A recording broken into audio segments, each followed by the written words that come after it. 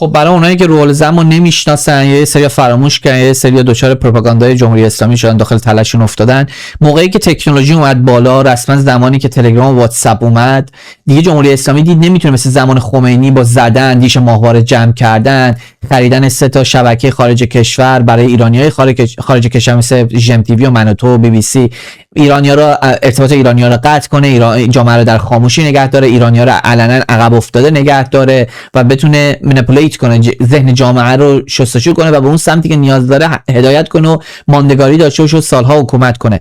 اومد در واقع اطلاعاتیای خودش رو به اشکال مختلف داخل اپوزیسیون کرد برای چند دلیل. یک، این که اخباری که میخواد رو وارد کنه. 2، اطلاعات فعالای سیاسی میدانی رو به دست بیاره، یعنی افرادی که میریزن داخل خیابون. 3، هدایت مردم رو داشته باشه. 4، سرکوب براش راحت تر بشه. 5، بتونه جامعه ایرانی خارج کشور رو هم کنترل کنه، یعنی این اخبار به واسطه این پروپاگاندیستایشون که از داخل گرفته میشه به ایرانیای خارج کشور با تصفیه برسه که اونها نتونن کاری کنن، مثلا جامعه بین‌المللی یا دمونستریشن داشته باشن، مثلا من دادگاهی جای حق و حقوقی بخوام بگیرم، مثلا بگم فلانی مرده، اینجوری مردم خاموش نگه داره. همه تو اشکال مختلف هم اینا رو ریختن.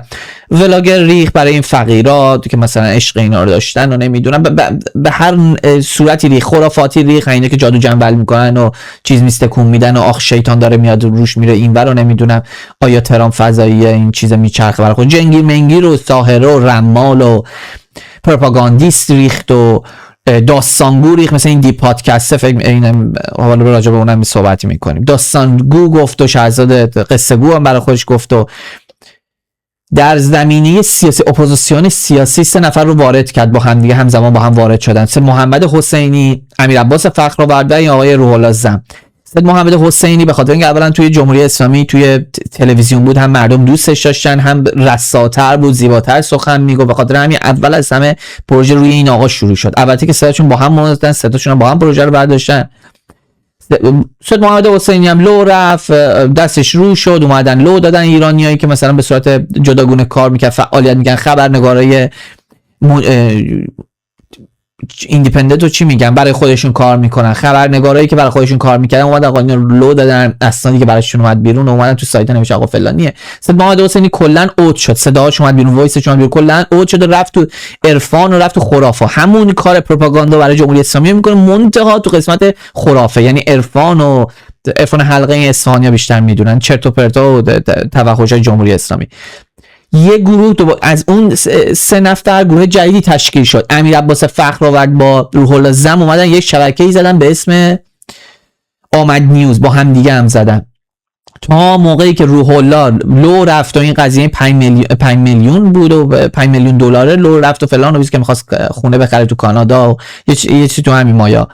موقعی که روح الله وایساش لو رفت و فیلماش لو رفت، قبل اینکه بخواد دستگیر بشه، امیر عباس فخرآورد اومد فاصله گرفت برای اینکه خودش لو نره، همچنان باشه و اومدن امیر عباس فخرآورد و اطلاعات اومد گذاشت توی یک چیزی که توی یک پوزیشنی که الان هم هستش، در یک موقعیتی که الان هم هستش. یعنی چی؟ یعنی مخالف جمهوری اسلامی و مخالف شاهزاده رضا پهلوی، یعنی در اصل یک جمهوری خواه نامیدش. جمهوری خواه یعنی جمهوری اسلامی، اصلا ما چیزی به اسم جمهوری خواه نداریم. کسی که توهم، این افرادی که توهم میزنن مثلا جمهوری در حد ایالات متحده، این اصلا بریزی بیرون، اینا توهم میزنن که الان هم خوب هنوز امیر عباس فخرآورد در خیلی دستش رو نشده. روح الله زمو موقعی که حالا مهره سوخته شد لو رفت، اومدن خود اطلاعات اومد با یه پروپاگاندا برای اینکه نشون بده ما قدرت برتریم، اومدن کشوندنش داخل، بلا استثنا کار خودشون بوده، یا روح الله باش همکاری کرده یا نکرده. این جهت این بودش که بگن که ما اپوزیسیون، ما شما رو سرکوب میکنیم، برای ترسوندن اپوزیسیون، برای خاموش کردن نیروهای جوانی که داشتن میمدن بالا، اومدن کشوندنش عراق. ببینید سناریو انقدر احمقانه و چیده شده است، خاطر همین میگم من خود روح الله پشت قضیه است، انقدر احمقانه است. تمام ایرانی‌ها میدونن، ایرانی خارج کشور، ایرانیایی که اولا بلیط میگیرن میرن ایران و میان، این هر روزادا دستشون تو خون جوانای مردم، اینا همشون با جمهوری اسلامی فک و فامیل دارن اشغال میکنن، یورو میگیره اینور میره اونور. 6 تا 7 دختره رو فلان میکنه، یا مثل عقده‌ای میاد اینجا پول سوشیاله میگیره و دزدی میکنه، کار سیاه میکنه، میره اونجا برای خودش تو شمال انقدر زمین میخره، فکر میکنه خیلی زرنگه. همه اینا بسیج همه ایرانیایی که میرن ایران آدم فروشن، چون اومدی اینجا کیس سیاسی دادی، اومدی اینجا کیس پناهندگی دادی، یا مسیحی دادی، یا کوب دادی، یا زهر مار دادی، کیس پناهندگی دادی، به هر نحوی پاس قرمز رو گرفتی، زرنگ بازی در میاری، از آلمان این ور اون ور میپری، میری ترکیه میپری، میری عراق، فکر کسی نمیفهمه. اربعین خیلیاشون سرشون مثلا سر خر کج میکنن، میرن قاطی اون جمعیت عظیم و گیت های زمینی رد میشن، کسی میگه خرید بشن. من هر ایرانی که خارج کشور غیر از این که این قضیه رو میدونه شماها نباید توی کشورهای نزدیک خلیج فارس و ایران و اینا بری، چون جمهوری اسلامی قدرت داره، حتی تو دبی میتونه شما رو بدزده. داخل عراق که اصلا مال جمهوری اسلامی ایرانه، عراق مال جمهوری اسلامی ایرانه، هیچ ایرانی نمیره. ترکیه ترورت میکنه نمیره. به خاطر همین این پروژه‌ای که آیه روح الله زم اومدن بردن، بسیار سناریوی خنده‌دار، بسیار سناریوی لوسیه و اینکه تقریبا قدیمیه، همه میدونن. اومد روح الله رو کشوندن و بعدم فیلماشو لو دادن، آیه ما میدونستیم و ما فلانیم، و اومدن یه دونه میگن اینترویو اجباری ازش گرفتن، یه مصاحبه اجباری ازش گرفتن، به هیچ عنوان اجباری نبوده، به خاطر اینکه آقای روح الله زم داره مثل بلبل چه چه میزنه، انتیوتیزم، یعنی با اشتیاق داره میگه، با اشتیاق داره دیتیلزو میگه، نه با انزجار. دیتیلز حالا هر کی میگه، همه میگه، یا با زور میگه یا با زبون خودت میگه. منتها اینه که ما میتونیم از زبان بدن آقای روح الله زم بفهمیم روح الله زم داره با اشتیاق این اطلاعاتو میگه، با اشتیاق داره ضد شاه رضا پهلوی صحبت میکنه. شما لازم نیستش اشتیاق داشته باشی، اگه کتک خوردی که اشتیاق نداری که با پرواز کنی و میدونی حکم اعدامه، اینجوری بگی ما اونجا بودیم و فلان و بیسار. تو حتی هیجان زده میشد خیلی موارد. داخل ویدیوهاش میتونی بری داخل این مستندش، ایستگاه آخر چی فکر کنم یه تیکش هم آوردم، ایستگاه پایانی دروغ، میگه برید نگاه کنید. موقعی که داره ضد شاه رضا پهلوی حرف میزنه یا چیزای دیگه میگه، میپره این آقا، اصلا میپره رو پاهاش، اصلا خیلی خیلی خیلی هیجان زده است. اینا همه سناریوهای تکراریه. بعد اومدن گفتم ما اعدامش کردیم و رفتیم حکم زندان اومد. تمام خبرنگارایی که کار زندانی میکنن، زندانیای سیاسی رو دنبال میکنن، تمامشون رد کردن این که آیه روح الله زم اعدام شده. گفتن ما اطلاعاتی نگرفتیم که آیه روح الله زم واقعا اعدام شده، یعنی این کلا توی یه حاله از ابهامه که این آقا هنوز زنده است یا نه. پس این یک توهم و اومدن با همون جمهوری اسلامی اومد با بزرگترین مهره اطلاعاتیش داخل کشور، یعنی آقای مهدی فلاحتی داخل صدای آمریکا بود که بعدا الان ایندیپندنت برای خودش پشت شاه رضا پهلوی همش دائم فوش میده، اومد روح الله زم شهید نامید. تمام اینا بازی بود. حالا این قصه که هستش غیر از کاری که کرده، 4-5 این وایساشو من آوردم، کل مستندشو نگاه نمی‌کنم، 4-5 دونه وایس و 2-3 در حد 1-20 دقیقه نمایش بدیم. حرفایی که این آقا میزد اصلا از اول معلومه. ببینید وقتی یکی سخنی میگه ما میتونیم بفهمیم، تحلیل کنیم، بفهمیم چه قصد و نیتی پشتش داره، غیر از این آقا لو رفته وایسا و حرفای خودشو کاملا لو داده. حالا این ویدیو اول نشون میده که چه احمق‌هایی باورمندن که روح الله زم شهید بوده و پیشگویی میکرده. این دقیقاً مال اون احمقاییه که فکر میکنن روح الله زم مخ بوده، میان لودگی در میارن و اینا، بعد میرن. لحظه من بذارم از اول، چرا رفت یه ویدیوی دیگه. حرفای من باز یه سریا میان لودگی در میارن و اینا، بعد میرن تهش در میارن میبینن درسته. یعنی این حرفایی که ما زدیم همش اینو بعد یه سال فهمیدن. ببین اینا یه سری از قدرت‌های مابرالطبیعه استفاده میکنن. خب خود آقای خامنه‌ای 2-3 تا مابرالطبیعه استفاده. ببین اینا یه سری از قدرت‌های مابرالطبیعه استفاده میکنن.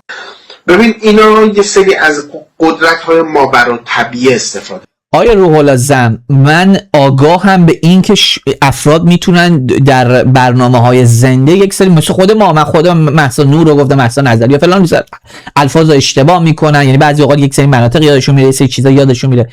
شما ماوراءالطبیعه رو گفتیم، ماوراءالطبیعه میدونی چرا؟ چون دیکته بهت کردن. این سوتی صحبتی نیست، این یعنی شما سوار بحث نیستی.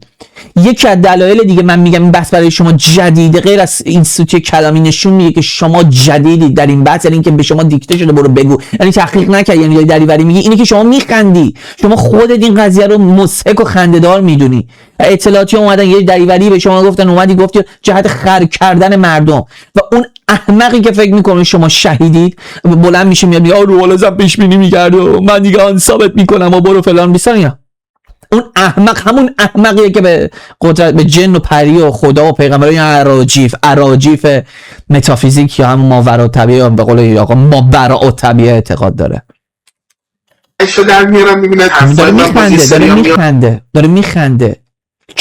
کی تا کی ما باید تاوان خریت شما بریم، تاوان خریت قشر خاکستری رو بدیم که فکر میکنه جن وجود داره، که فکر میکنه ماوراءالطبیعه وجود داره، که فید میدن امثال مثل این آقا رو. چقدر کی میخوای خریت تو بذاری کنار ایرانی؟ اینها ساخته ذهن معیوب توه.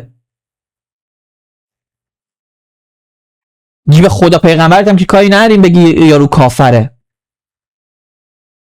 لودگی در میارن و اینا، بعد میرن فعال سیاسی جن و پری وجود داره و اون یه الاغ اومده برای ما نوشته که من دیگه آن ثابت میکنم روح الزم. واقعا اون موقعی که روح الزم پیش بینی میکنه نوستراداموس نمیکنه، مادر نوستراداموس نمیکنه. خودت خری، خواهر من، شما خری امثال مثل شما وجود دارن. بذار خریت تو نمایش بدیم اینجا، بذار خریت رو نمایش بدیم.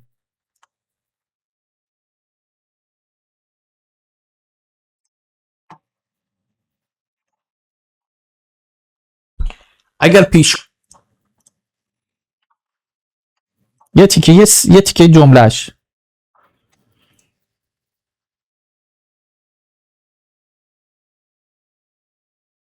چیزایی که الان داره اتفاق میفته و مانوک در موردش حرف میزد، اون زمان ننه نوستراداموس در موردش حرف نمیزد. تا به پیشگویی و رمالی و شروور رو امثال مثل این دیگه رول زمو فیت کردن و اینم اومد و قشنگ پروپاگاندا کرد و قشنگ اطلاعات بچهای مردم از طریق کانالای تلگرامیش داد به سپاه پاسداران و چه جوونایی پرپر کردن و زودتر رو میدونستن تو چه نقطه‌ای کی داره لیدری میکنه و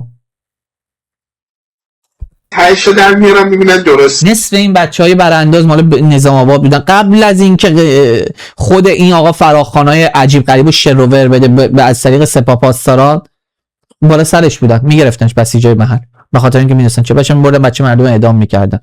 بیشترشون بچهای جنوب شهر بودن چون فقر طاقت اینها رو به طاق آورده بود و میخواستن برن بسیجی. بچه میگه انقدر تو جنوب شهر یک مقدار سطحش خشن‌تره، قادر به این هستن که یک چیز تیزی فرو کنن تو شکم اون بسیجیه، خاطر همین به راحتی خونساشون میکردن. اینو کیا بودن؟ اینو کسایی بودن که خام این حرفا شدن شروور نوشتن. این آقا دیتیلز اکانت اینا رو داد به اینا. تلگرام اگه یادتون باشه یوزرنیمی نبود، شماره‌ای بود، شماره بچهای مردم رو میداد به اطلاعات سپاه. همه چی رفت که رفت. چه جوونایی پرپر شدن تو این راه. یعنی این حرفایی که ما زدیم همش اینو بعد یه سال فهمیدن. ببین اینا یه سری از قدرت‌های ماوراءالطبیعه استفاده میکنه. خب خود آقای خامنه‌ای 2-3 تا موکل قوی داره. یعنی کشور روی حساب و کتاب و اصول علمی که اداره نمیشه، که رو جن و جادو و جمل داره اداره میشه. اصل دعوایی که وجود داره، یعنی چی بگم بهتون، اصل دعوایی که وجود داره با مثلا عرفان حلقه‌ای یا با دراویش، اصل این دعواهایی که وجود داره سر این استفاده از این قدرت‌های ماوراءالطبیعه است که این قدرت‌ها رو هم مشایی هم داره و یه سری آدمایی توی هند داره و حالا مرتاز داره و فلان و اینا که دارن این کارا رو میکنن. اصل قصه اینه که آقا اینا جادو جنبلشون، آقای خامنه‌ای جادو جنبل اداره حکومتش از کار افتاده و مثلا یه فردی مثل آقای طاهری رو میخوان اعدامش کنن. چرا آقای طاهری؟ این منگول میگه میخنده خودش، اون یکی منگول میخنده رو میخوان اعدامش کنن.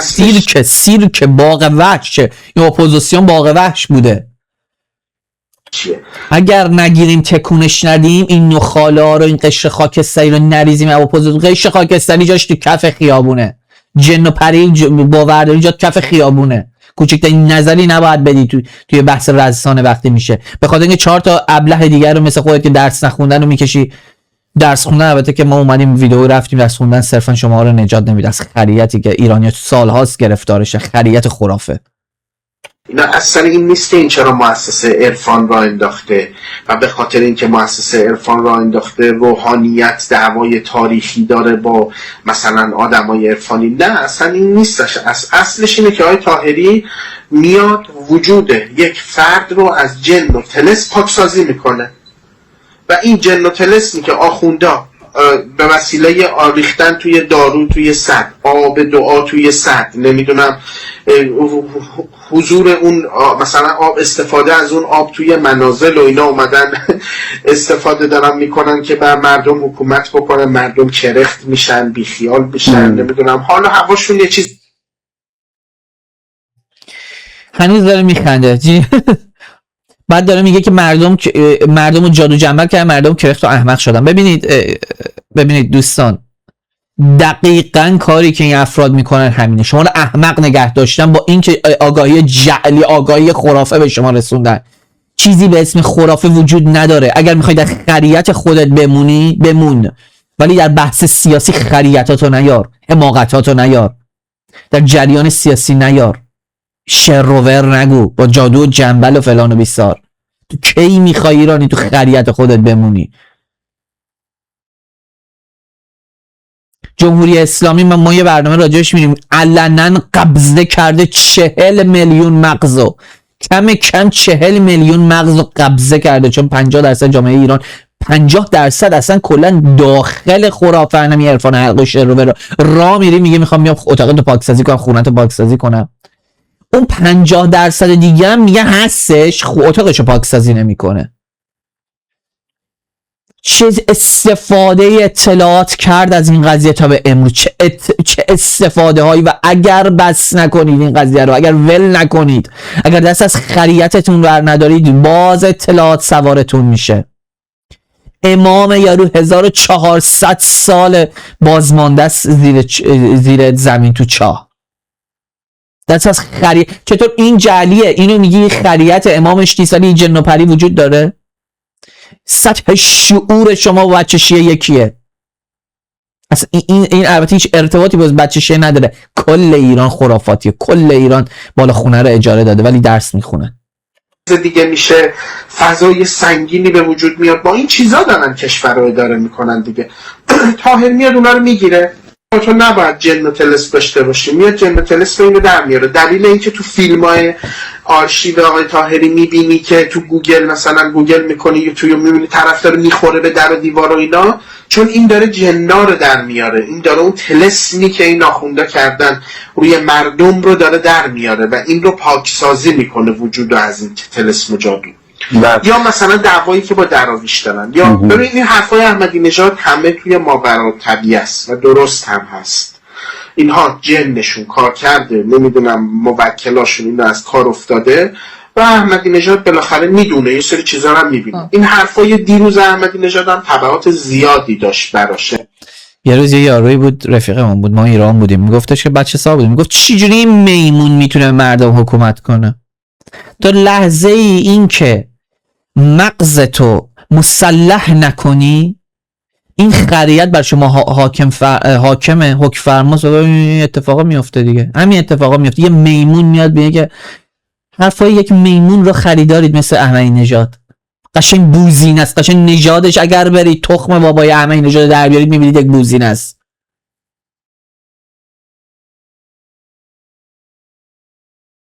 روح الزن با 10,000 تا این حرفا رو میزد. امثال مثل این آقا هم زیاده. اصلا ایرانی عاشقش، مجانی هم این حرفا رو میزنه و باورمند، عاشق این طلسمه. یعنی همون دیروز ابلاغ شد که تیم حفاظتش رو کاهش بدن. چه کانسکوئنسز، چه عواقب تخریب کننده ای داره این قضیه توی سیاسی، چه عواقبی داره. خب اگر جن وجود داره پس ما حق داریم زن رو بزنیم. به خاطر نسبت به گفته شما، در صورتی که بنده این اجازه رو نمیدم، برای یوتیوب دارم میگم، توضیحی برای یوتیوب داریم میگیم. به خاطر اینکه طبق گفته شما با زن بگیری تو تمام این حرفاتون زن زودتر جن با زن هم بستر میشه و با زن نمیدونم تو جلد زن میره و همه اینها درسته. پس زن واقعا بی عقله، پس زن واقعا باید زد. تمام این دریوری ها یکیه. زن تو چرا میری توی این بازی؟ سوال من از زنا اینه. این خود اون طرفی هم که اومد برای ما کامنت گذاشت کوشش این خودش زن بود، زدیم رفت، خودش زن بود. زنا برای من سوال بانوان چرا وارد این بازی خریت میشن که آقایون درست کردن برای خر کردن بقیه و حکم فرماییم جریان سر سکس و پوله، سکس مفزن و پولم داشتن و تا ابد زندگی کردن قدرت. تو چرا دنده میری به این خریت؟ تو چرا وارد این بازی میشی؟ برسون من به 2 نفر که حالا داره کار اداریش داره بگذاریم این دریوری‌ها رو بگذاریم بریم به یه تیکه از چیزش گوش بدید. مستندش 1-2 دقیقه بیشتر نیست. اینجا میاد لوش میدن. اینجا مثلا میاد میگه که تو مستنده میاد میگه آره ما پشت پرده بودیم و ما گرفتیم و ما میدونیم اصلا مهره شماست، لازم نبود بگی دوست عزیز. خودش هم میدونه مهره شماست و از اول هم میدونست. قدر وایساشو گوش بدید. همه شبکه اپوزیسیون خارج از کشور را به اون بکنم صداش ضعیفه. که نشان میدهد شاه کلید ارتباطی ما با بازی هنرمندانه خود چگونه با وی همکلام و همرنگ میشود تا نفوذ خود را بر او افزایش دهد. این مستند نشان میدهد اخبار به اصطلاح فوق سری کانال آمد نیوز پای کدام بساط پخت و پز میشود و سلطان اوهام یعنی نیما زم تا چه حد مغبون و فریفته شده است. بفرما چی؟ همون چیزی که خوردی؟ همون رو فضایی. منبع خبری سوپر فوق سری آمد نیوز طی فرایندی پیچیده و فنی با تمام اطلاعات و داده‌های موجودش در اختیار جامعه اطلاعاتی قرار می‌گیرد و با کشف بخشی از حفره‌های امنیتی از این جای داستان به بعد در زمین ماست و برای روشن شدن ماهیت عناصر ضد انقلاب خارج نشین نقش مهره کلاه سفید دستگاه امنیتی را بازی می‌کند. گوتا تا چی؟ عشق من جون بابا خوبی؟ دارم غذا میخورم. چی میخوری؟ از صبح دارم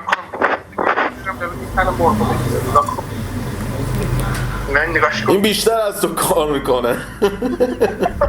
او مدتی است قدم در مسیر جدیدی گذاشته است تا بخشی از خسارت تجارت گوبلزی و دروغ خود با نیما زم را جبران کند. پاتوق هر شبه او حالا با همان دکور و زمینه و قاب عکس همیشگی در مقر ما بنا شده است تا سوژه با همان اعتماد همیشگی این بار در مقابل دوربین ما بنشیند و صدای در هم شکسته شدن و فرو ریختن خانه اوهام خود را از طریق گیرنده تلویزیونیش بشنود.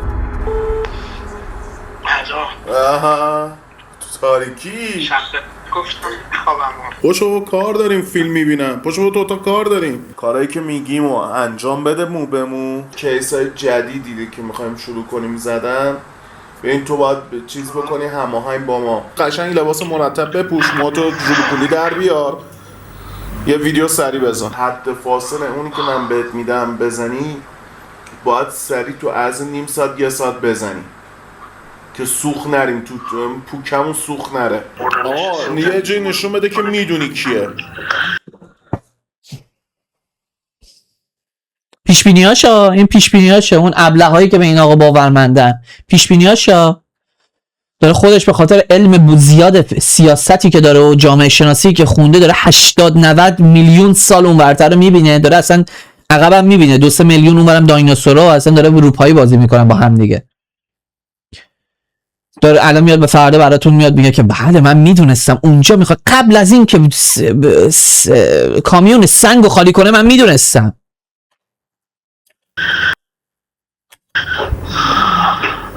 نشون بدم میدونم کیه؟ آره نشون بده که میدونی کیه. من میدونم، حالت خنده بگو میدونم از کجا آب میخوره. من نگاه کن روحی روحی نفوذ رول لازم خیلی زیاده که این الدنگو تونسته سوراخ کنه، اطلاعاتشو در بیاره. بازیگر مستند ما آنقدر مورد اعتماد و وثوق نیما زم است که حتی نگارش اخبار جعلی و خودساخته اتاق فرمان ما را هم به او دیکته می کند. بنویس یان آخر یال آخر رسیدن به قله کوه دست شماست. یعنی چی؟ یعنی حالا متوجه شدید چرا میگم دیکته میکنن؟ چرا وقتی بهت میگم ماوراء میگه مابرا سوتی کلامی نیست؟ به خاطر اینکه اگر شخصی بر یک بحثی سوار باشه، یعنی سالها راجع به اون بحث صحبت کرده باشه، نمیتونه اون کلمه یادش رفته باشه، به خاطر اینکه بارها نوشته و بارها صحبت کرده.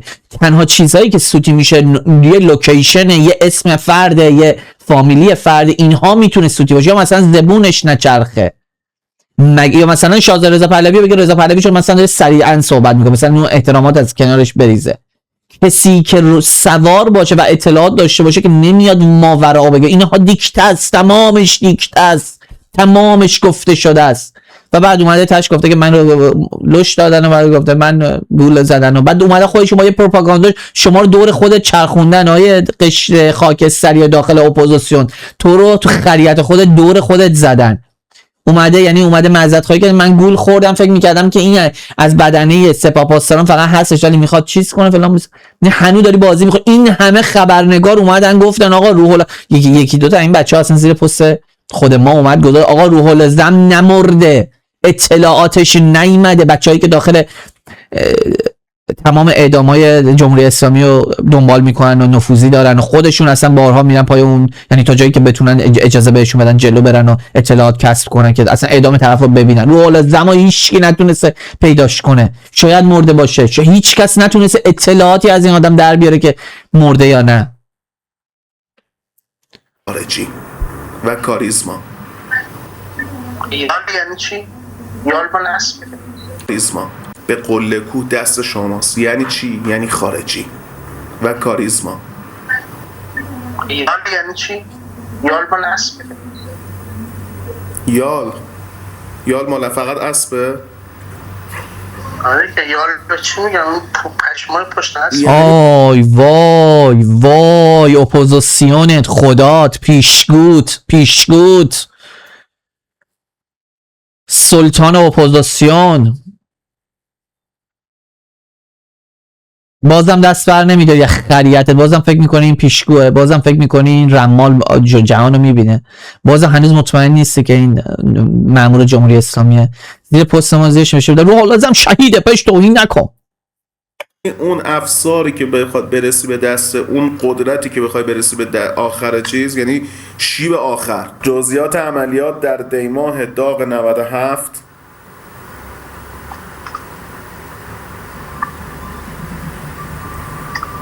در چند مرحله به اطلاع مخاطبان هوشمند قرار خواهد گرفت. یه تیکه آخر رو بخون. جزئیات عملیات در دیماه داغ 97 در چند مرحله به اطلاع مخاطبان هوشمند خواهد رسید. در حالی که چندین سرویس اطلاعاتی همزمان هدایت وی و حفاظت او را بر او آره اینجاش هم دیگه اینا دیگه پروپاگاندای خود جمهوری اسلامی. این خیلی آدم معروف بوده، کل فرانسه پشتش بودن و سکیور میکردن و بعدم اومدن بردن که اروپایی نیروهای خودش رو برای نفت مجانی جمهوری اسلامی آدمای خودش هم سیتیزنای خودش هم به کشتن میده. اینجا فعال کرد بهتون نشون میدم اومدن 15 ضربه چاقو کشنش تیکه تیکش کردن. این حرفا قصه رو بریزید بیرون. اروپایی هیچ رو اسکورت نمیکنه، قصه رو بریزید بیرون که بخوای بعد بیای بگی که پروپاگاندای جمهوری اسلامی. بعد بلند میشه که خیلی مهم بود که ما تونستیم بگیریم، ولی اولا میگه نمیدونست، ما داشتیم بازیش میگیم، یعنی اصلا میخواد زیر حرف نره که ما اطلاعات درز میکنه ازمون. بعد اومدن گفتن که اینقدر سکیور بود و ما تونستیم بکشیمش. فکر کنم دیگه تموم شد. همینجاشو خواستم نشون بدم. بیا پس از قطع کشورهای ایران و روسیه یکی دو تا چیز دیگه شو ببینیم. خیلی سعی کن بلند شو. خبرها قبلی خیلی بلنده، سعی کن، خیلی سخت. نه داره دیکته میگیره دیگه، دیکته میگیره. بعد چقدر هم شاگرد بی استعدادیه.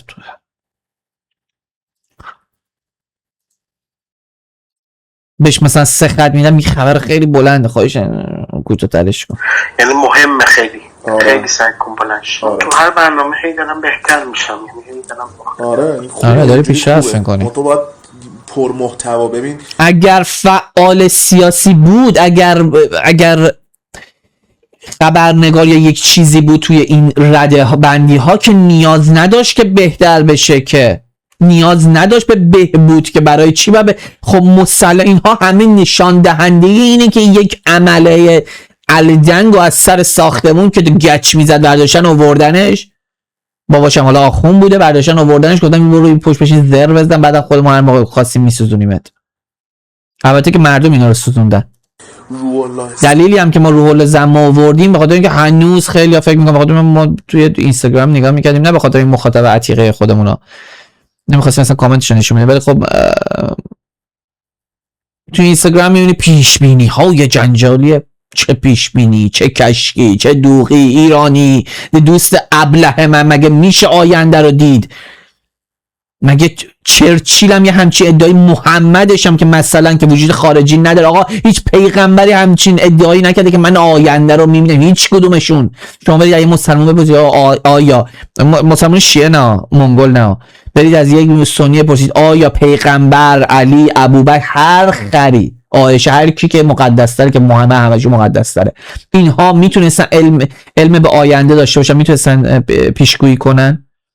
میگن کفره، باید شما رو شما کافرید، هیچ کس نمیتونه، ولی آقا روح الزم میتونه.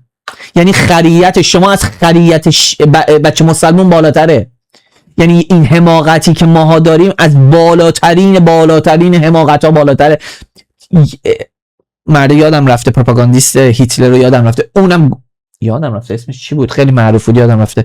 اون هم یه همچین ادعایی برای هیتلر نیاورد بزنی، همچین خبری نیاورد بزنی که ما آینده رو پیشگویی میکنیم، که ما آینده رو دیدیم و 10 سال آینده صحبت میکنیم. ولی ایرانی باورمنده که فعال جاسوس سیاسی مزدورش آینده رو میدید، شهیدم هستش، ویدیو لو رفته، گونده ها بزرگایی بیشتر از ما اومدن گفتن، فایل آوردن، سند آوردن، ما که داریم روی سندای اونها استفاده میکنیم. اونایی که این سندا رو برداشتن آوردن گفتن آقا این همچین خبرایی نیست، طرف قبول نمیکنه، نه شهیده.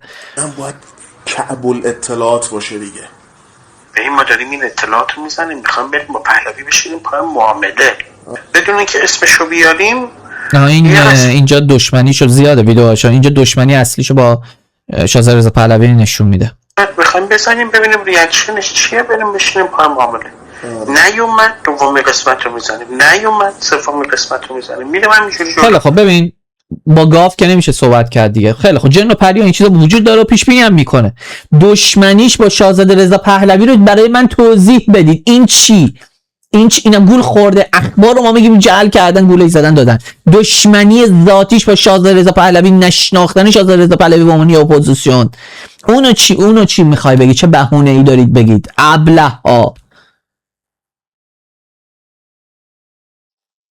اسمش هم نمیاریم، ما تا میگیم همچین پروژه‌ای هست، فردا همچین پروژه بلند شه مصداقش کیه؟ رضا پهلویه. تو داری بلند میکنی که همچین کوروش سازی رو 2 ماه پیش هم گفت دیگه، پس تویی. دقیقا. یعنی دیگه ریده. آره اینم که دیگه تقریبا به شما چیز کرد، داره میگه که ما این خبر رو میزنیم، اگر پهلوی بر نداشت، شاهزاده میگه اگر بر نداشت، پس ما میگیم که روح الزم، یعنی همون جریان پیش بینی. روح الزم 2 ماه پیش گفتش دیگه، پیش بینی کرد 2 ماه آینده پیش بینی، با حرف خودش پیش بینی کرد. میشه تو پروژه اون بعد هر چه زودتر بعد از اینکه میزنی بعد زنگ بزنه، بعد تماس میگیره آقا نرو قسمت بعدی رو. بدون اجازه این تکون نمیخوره. نه دشمنی دیگهش با شاهزاده رضا پهلوی.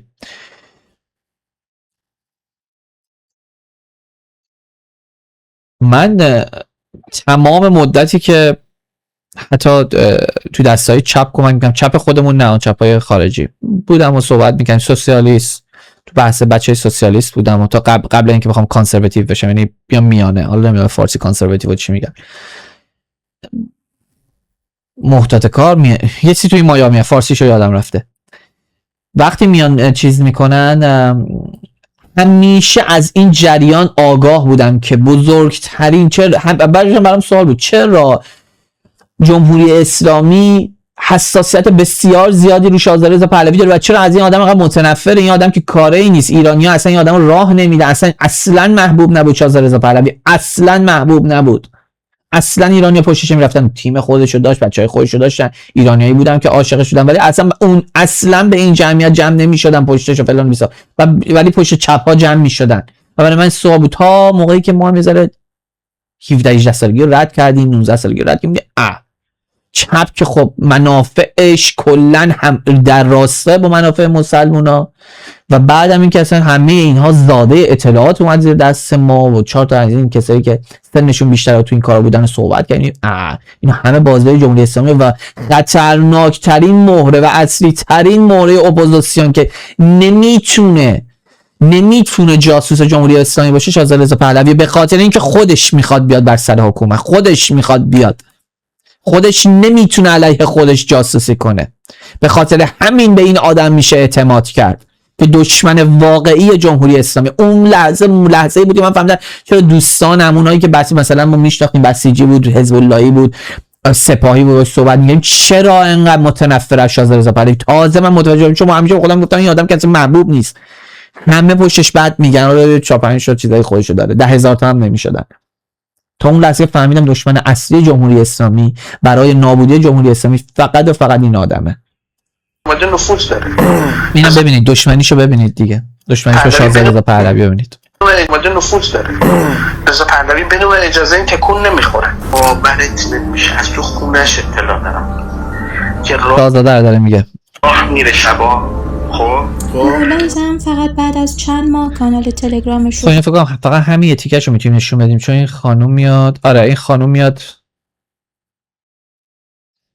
نمیدونم این ویدیو رو برای چه آوردم، بخاطر این خانم میاد برای روح العظم یه مقدار چیز میکنه، برای روح العظم همون پروپاگاندیستای جمهوری اسلامیه. ویدیو کامل ترش هم هستش. باورت نمیشه از تو خونش اطلاع دارم که راه میره شبا. خب تمرین میکنه که ارتش داره ازش سام میبینه.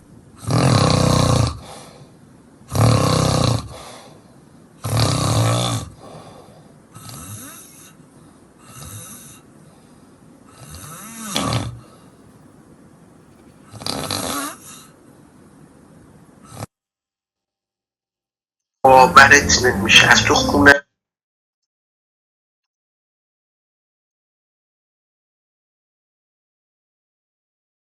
پهلوی نمی اومد سر خط. چرا اومد سر خط؟ چون اینا برنامه ریزی کرده بودن به فرشگر. من نمیدونستم. من اومدم زدم فرشگر رو نابود کردم. من پهلوی به این دلیل اومد سراغ من. خب چون داره برنامه هاشون داره برمی میخواه. یکی از دلایلی که من میگم میتونید موضوع جمهوری اسلامی رو از روی توی الفاظ متوجه بشید، لحظه‌ای که در رابطه با خامنه ای میشه میگن آقای خامنه ای، توی ایران اینترنشنال همشون میگن، همه کارشناساشون میگن آقای خامنه ای، تمامشون هم مزدورن بلا استثنا. لحظه‌ای که دارن راجع به شاهزاده رضا پهلوی نه تایتل یارو رو بشم اون طرف که بچه شاه هست، که یعنی شاه زاده، یعنی شاه زایدتش، یعنی زاده شده از شاه، بچه شاه که حد بچه تایتلشه که داخل ایران گرفت، تایتلشه که حذف میکنی، اصلا تایتل واقعیش که مال خودش رو حذف میکنی، هیچی. اسم کوچیکشه که نمیگی بگی رضا پهلوی، احترام که نمیذاری، و بعد آقا هم که نمیچسبونی. خب بی شرفا مسلم مزدورید به چجوری دیگه طرف بیاد کلن این شما با این 4 تا اصلا با همین 4 تا کلک و با همین 4 تا چیزهای ریز میتونید شما متوجه بشید طرف مزدور یا نه؟ مگه میشه یکی به علی خامنه ای بگه آقا؟ مگه شدنیه به موشعلی گفت آقا؟ مگه میشه کسی به قاتل بگه آقا؟ برای من سواله. احترام مگه شما میتونید برای یک حیوان چیه؟ حیوان انسان حیولایی، نمیخوایم حیوان بگیم که حالا توهین به حیواناته. مذاکره کنم آقا تو هم بیا. با برنامه شاهزاده هماهنگ باشه.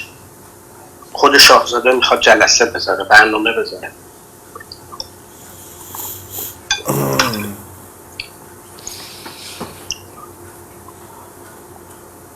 مگه چرا؟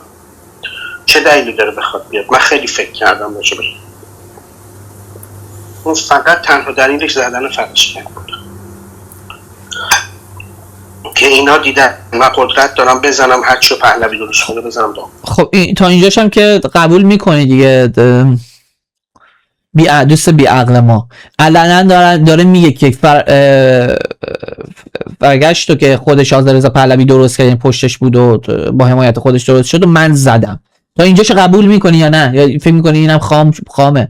اینم به چی میگن مصاحبه اجباری و تحت فشار و شکنجه بوده، داره دو لاپی میلونبونه داخل فرانسه. الان نمیتونم، الان بدون من نمیتونم.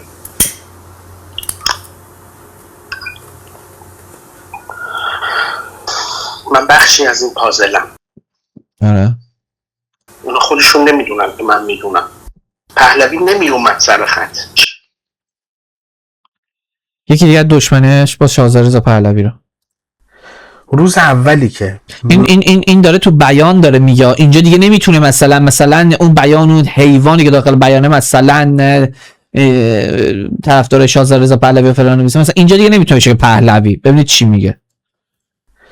روز اولی که من به این هواداران فحاش آقای پهلوی اعتراض کردم و گفتم اینا بسیجیان کرواتی هن، اینا شاه اللهی هن و اینا آدمای فحاشی هن که آقای پهلوی باید با موضع گیری خودش اینها رو بذاره کنار، اون موقع به من حمله کردن و گفتن که نمیدونم مزدور این فلانه. ببین متاسفانه این طیف که دور آقای پهلوی قرار گرفتند طیفی هن که همه رو مزدور میدونن و فقط خودشونو وطن دوست و میهن دوست و اینا میدونن، یعنی هر کی زیر پرچم ما باشه وطن پرسته، هر کی نباشه مزدوره. اینها در اگر میشه از بدنه اپوزیسیون به بدنه اپوزیسیون حمله بکنی و مزدور نباشی، مگر شدنیه 24 بزنی؟ انتقاد یک چیز دیگه است، مگر شدنیه 24 بزنی و مزدور نباشی؟ مزدورید. هر کسی که حمله کرد به آذر رضا پهلوی مزدوره، دستش به خون اون 40,000 جوون آلوده است. غیر از این که تو جوونای پرپر شدن قبل اونها. حقیقت اینا باعث بدنامی آقای پهلوی میشن، باعث بدنامی یک جریان دموکراسی خواه میشن که دور آقای پهلوی حلقه زده و آقای پهلوی رو به عنوان مثلا نمادی میدونه که میتونه این دموکراسی رو توی ایران اجرا بکنه. خب از طرف این عدم موضع‌گیری قاطع آقای پهلوی راجع به این اطرافیانش موجب شده این بخش از هواداران همچنان کار خودشون رو بکنن. حالا به طور مشخص دوست ندارم اصلا بیارم تو این برنامه ها، اما خب افرادی هستن که عکس آقای پهلوی رو میزنن پشت سرشون. اصل قضیه از کنار خود آقای پهلوی شروع شده، یعنی اصل این فحاشی ها هدایت کردن مردم توی همین فعالین و کاربرانی که حالا هستن با قضیه از کنار خود آقای پهلوی شروع. یعنی داره میگه که تمام اینایی که فوش میدن و چیز میکنن خودشون آذر رضا پهلوی خود اینا رو مدیریت میکنه، ارنج میکنه برای تقریبا آذر رضا پهلوی. حالا اصلا آذر رضا پهلوی چیز میکنه. خیلی ساده است بچه شیعه یا الدنگ مزدور، خیلی ساده است. بیاید با هم یه ساده صحبت کنیم. شما ما رو مسلح کنید یا اجازه بدید خودمون رو مسلح کنیم به اسب سلاح، دیگه فوش نمیدیم. اون موقع بیاید کف خیابون. بسیار ساده است. تو گلوله و اسلحه و بمب و دوربین و درون و همه چی داری، فوش هم نخوری، با چی کارت کنیم؟ سنگم که بزنن که بچه‌ها که اعدامه، چیکارت کنن دقیقاً؟ توف کنن روت لابوت ها؟ اصلا میذاری نزدیک دوشن توف کنن؟ کاش اجازه میدادید نزدیکتون بشیم توف کنید. که 15 متری تیر میزنی، از 20 متری تیر میزنی، اسنایپر داری از 200 متری میندازه جوون مردم، از 100 متری جوون مردم میندازه، بعضی وقت 400 متری جوون. اونی که دختره بدبخت ندا رو زد فکر کنم تقریبا فاصلش 200 تا 300 متر بود، شاید هم 400 متر. ندا رو زد انداخت. شما اجازه میدید مگه نزدیکتون شد؟ شما ما رو مسلح بکن، یک نفر حرف بد نمیزنه. اصلا دیپلم فردا صبح میشیم اینجا دیپلماتیک، همه ایرانی دیپلماتیک با شما صحبت میکنن. آقا هم بهتون آیزم آره همونی که میدونیم. اگه مردید مسلح کنید یا بذارید مردم مسلح شن. حیوان ریختی مردمو داری میکشی، فوش هم ندن. مردمی که دستشون هیچ چی نیست، کار چوب هم نمیتونه، این خودکارم نمیتونه بگیره دستش فلانت کنه. آره هیچی، فوش هم بد ندن. نه دختر مردم رو بردید تجاوز بهش کردید، کشتیدش، بهتون فوش نده، اعتراض هم نکنه. اینا سرکوب نیست پس چیه؟ اینا مزدوری نیست پس چیه؟ شده. یعنی اصل این فحاشی ها هدایت کردن مردم توی همین فعالین و کاربرانی که حالا هستن با پرچم سلطنت و با پرچم مشروطه خواهی و اینها میان به بقیه فحاشی میکنن و کتمان نمیکنن. بخش زیادی خب ایشون که از اینا نفی سایبری کردن های جمهوری خود- اسلامی هم دارن این وسط دارن موش میدونن. متاسفانه ببین این قضایایی نیست که با یه دونه اظهار نظر از بین بره. باید قاطع محکم اومد وسط میدون و گفت آقا این هواداران فحاش از ما نیستن. هر کسی که پرچم جمهوری، پرچم شاهنشاهی رو زده، اون پشت پرچم شیر خورشید رو زده و میاد به مردم فحاشی میکنه، میاد به فعالان داخل کشور فحاشی میکنه، اینها از ما نیستن. مردم دیگه واضح باید خطبندی کرد، مرزبندی کرد. اینجا دیگه جای شتر سواری دلا نیست، باید مرزبندی کرد. به خاطر اینکه اگر این مرزبندی انجام نشه همه اینا میره، داره پروژه است جمع میشه میره رو میز مردم و میگه ببینید اینا همینایی که دیماه حالا که الان داره به شازده رضا پهلوی تهمت میزنه و چیز میکنه. آقا همه اینا از مان، همه اینا مخالف شما، همه اینا اپوزیسیونن. هر کی به شما فوش مادر میده، به خدا پیغمبر قرآن میگیره ادرار میکنه روش، اتفاقا از ماست. ما هم میکنیم، اتفاقا از ماست. همه به خاطر اینکه نه شما رو میخوان، نه مقدساتتون رو، نه طرز فکرتون رو، نه ایدئولوژیتون رو، هیچ چیتون رو این مردم نمیخوان، نه یهودی ستیزیتون رو، هیچ چیتون رو این مردم نمیخوان. گورتون رو گم کنید، گم شید، برید بیرون از این کشور. کشور رو تخلیه کردید، خون تمام رگ و ریشه این کشور رو خشک کردید. گم شید برید، نفتشو بردارید تموم کنید، تا پتروشیمیشو همه چیزش تموم کنید، برید، فقط برید گم شید. کاش این اسرائیل تمام این منابع طبیعی ایرانو میزه، تموم میشد، چیزی برای شما دزدان نمیموند. خودمون میشستیم تو بیابونامون زندگی میکنیم به راحتی، هرچه تمامتر، جایی که پدرانمون زندگی میکردن. بیابون رو میشه آباد کرد، برید تگزاس رو ببینید. بیابون رو میشه آباد کرد، برید بیابونای چین رو ببینید چجوری دارن تبدیل به جنگل میکنن. بدید به این دزدا همه چیزو برید بگید گم شید برید، بی شرف، به دست سگ. اگه فوش بیشتر بهت بدن برو بیرون، جوون مردم رو نکش. دزد، نصفیتون عربید، نصفیتون تخم عراقی، نصفی بیشترتون مال افغانستانید، اصلا رگ و ریشه ایرانی ندارید. اگر هم دارید دزدی جانی آدم کشی، فوشت نداد؟ مگر میشه فوش نداد؟ مگر میای توی اتاق تنها، اصلا هم نمیخوان تو با خود من توی اتاق تنها بیا، نمیایید که فقط از 100 متری بچه مردم رو گلوله بکشید. شماها جانی با جانی به جانی باید چیکار کرد؟ خود جانی رو باید با پلیس رفت و با یه تیپ کامل نظامی باید بلند شد رفت بالا سرش که حتی به کوچکترین فردی هم صدمه وارد نکنه و بهش شلیک کرد. جانی رو باید بهش شلیک کرد، خلع اصطلاحش که گرفتش کردش سالها داخل زندان، 50 تا زندان 100 سال بهش داد، یعنی اصلا نتونه استخوناش هم بیرون زندان نیاد.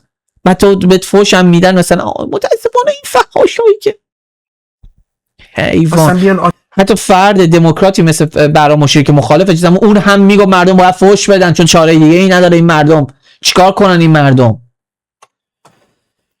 اینا همین کلا بزنن، همینایی که میخواستن بیان مثلا دار بزنن. خب اینا همه باعث میشه که اصلاح طلبای داخل بل میگیرن و این باعث اینا همین اراجیف شهید داره میگه چرا فوش میده و فلان و بیسار. اینم آخرین ویدیوشه، رسما اینم ببینم. این همین دختره سر چیز میکنه.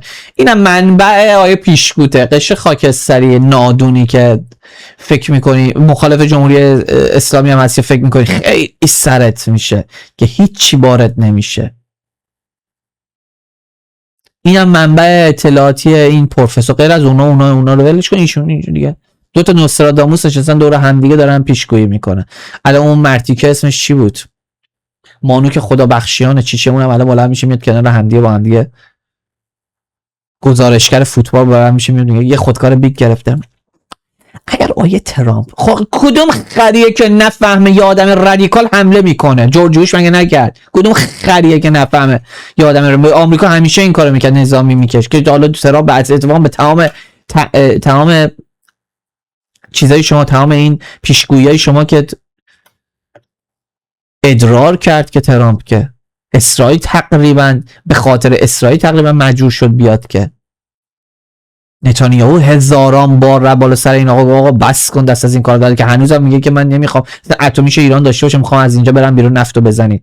به تمام بیشگویی شما که رید بازمانی خودکار بیکم میگرفت دستشو، آیه ترامپ اونجا رو میزنه، شاهزاده رضا پهلوی هم اونور میاد، اون یکی منگول جمهوری اسلامی هم اسمش یادم رفته، ازش سوال میکنم اون ریش پروفسوری من که الدن شاید برای اونم برنامه بریم، یا عمری تو این تلویزیون آمریکایی مردم ایران خلق کردن، اونا برمیگرده میگه که به نظرتون شاهزاده رضا پهلوی میام یه نفس عمیق میگیره، شاهزاده رضا بابا یه بار فوتبال تو حرف بزن بابا، کی به تو میگه بیا راجع به سیاست نظر بدی؟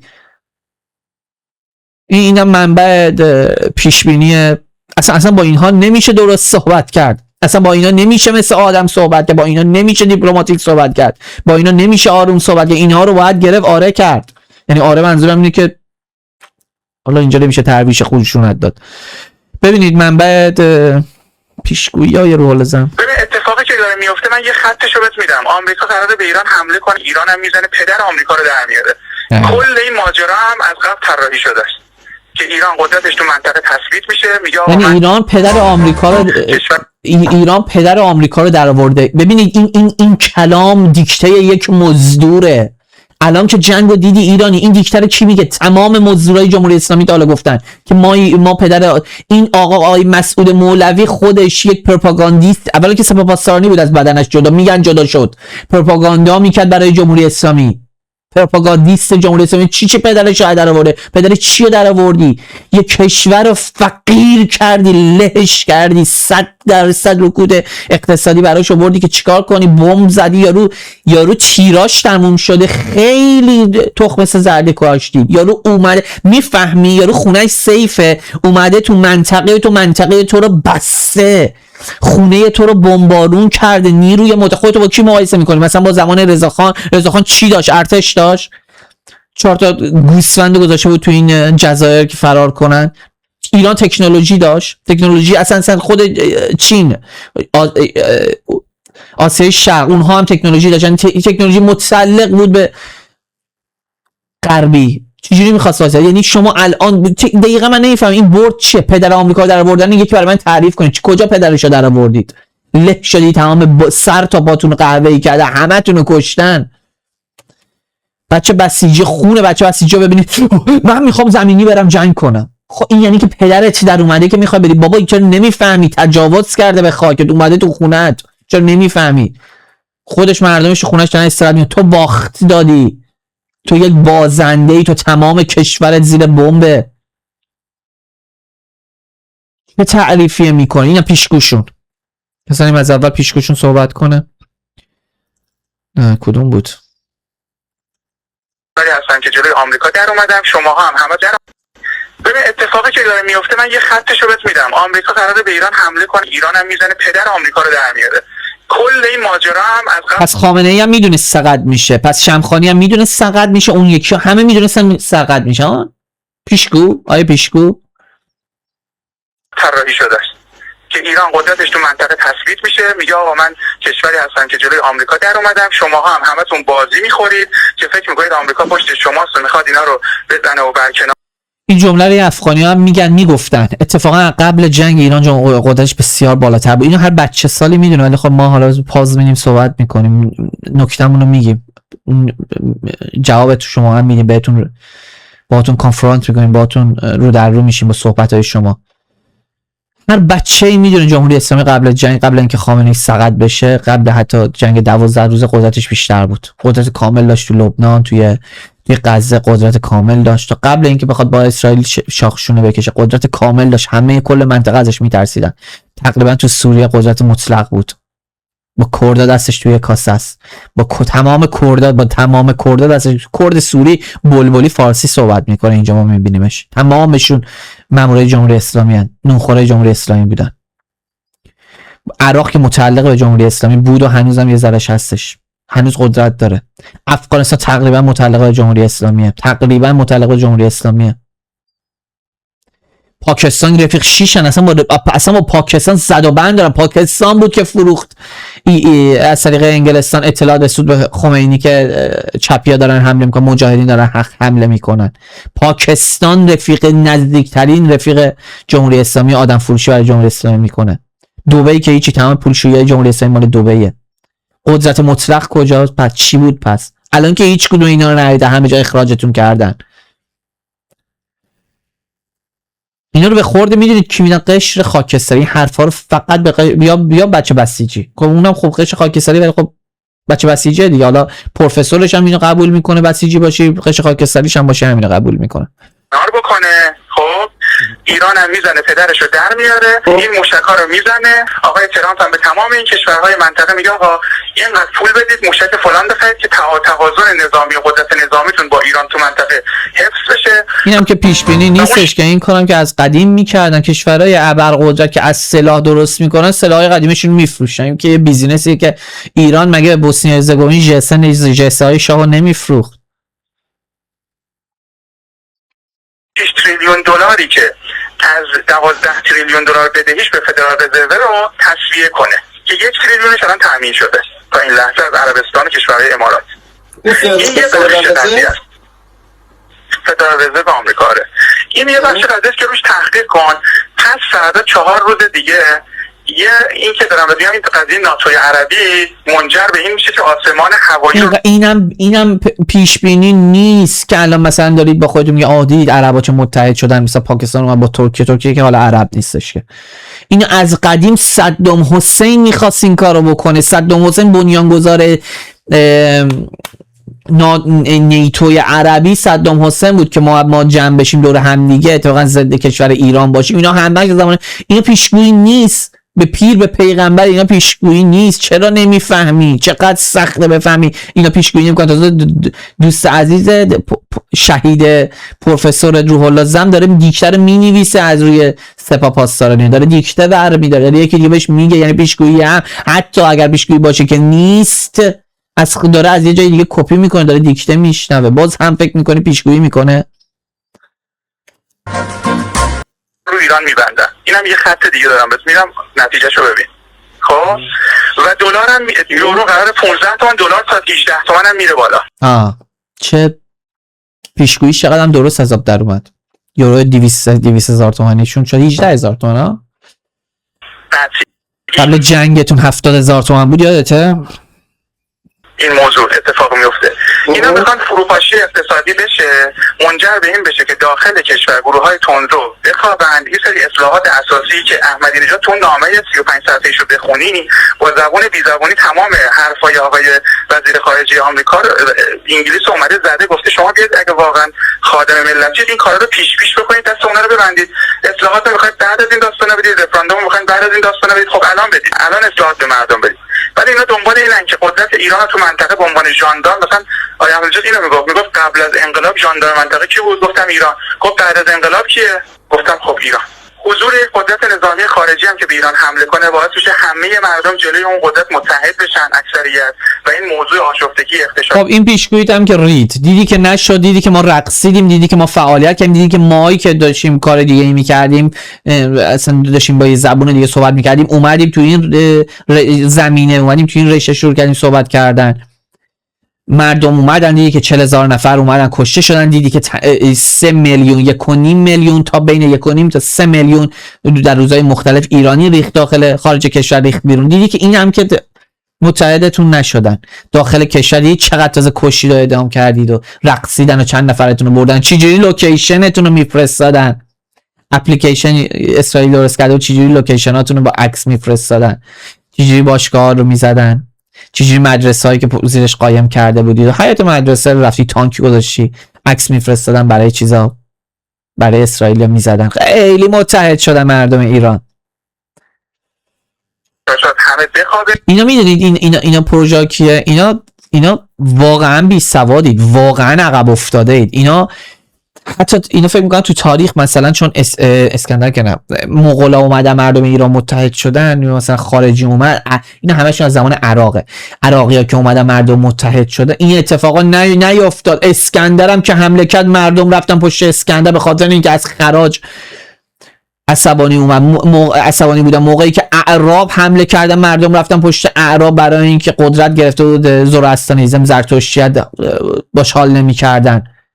چی داری میگی؟ هر موقع نیروی خارجی، یعنی تو کتاب تاریخ نخوندی، هر موقع نیروی خارجی به ایران حمله کرد مردم ازش استقبال کردن چون از دیکتاتور خسته شده بودن.